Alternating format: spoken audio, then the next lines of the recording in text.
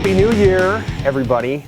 He's Sipple, I'm Sam. This is the Sip and Sam Showdown on HuskerExtra.com. Hey, it's 2022. Sipple, how you doing? Happy New Year. I'd say pretty good. It's got to be a better athletic year for Nebraska men's basketball and football than it was in 2021. Yeah. No guarantees in sports, Sam. No guarantees. There is a guarantee that you're going to love Husker Extra's app, though. So sign up for it. It's going to be a full January. We still got coaching hires. We're going to have at least one quarterback transfer. I suspect there's going to be two.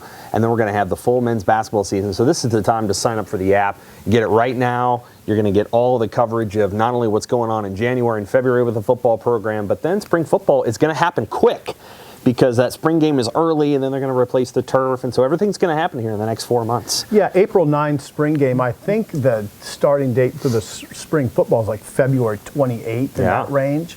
Now, when you said quarterback transfer, you always got to make clear what you're talking about. We're not expecting Nebraska's quarterbacks in-house to transfer. Well, not yet. Incoming transfers is what we're talking about. That's right. Yeah. We're talking about incoming transfers, and we'll start there. Last night, a reporter in Arizona reported, and he's a good reporter, reputable, all that stuff, reported that Chubba Purdy is going to take a visit to Nebraska on January 14th. Now, classes start 2 days later.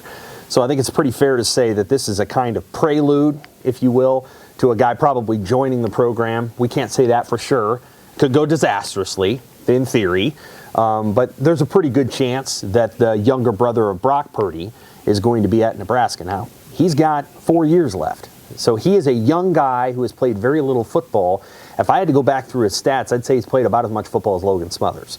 And so even though he's a tall guy, 6'5", 230, he's more of a pro-style quarterback, it is unlikely that you're going to get a hell of a lot better right away if Chubba Purdy's your starter on day one unless he's a superstar right away. And that could happen.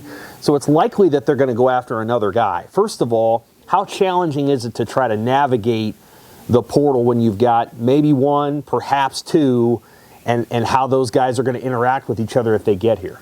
Well, you got to communicate. There's got to be very open communication with everybody. But I think in this situation, it's certainly manageable because of Chubba Purdy's. He's a 4-for-4 guy. That's recruiting lingo. 4 years to play for. You just tell him, look, you got a long time here. We're probably going to bring in an older guy that we're going to maybe lean on. I don't think that has to be difficult. And the way things are now, that's just the way things are now, Sam. I mean, I don't think kids will fight it that hard. Hey, Husker fans. For the full episode of the Sip and Sam Showdown, visit HuskerExtra.com and subscribe today.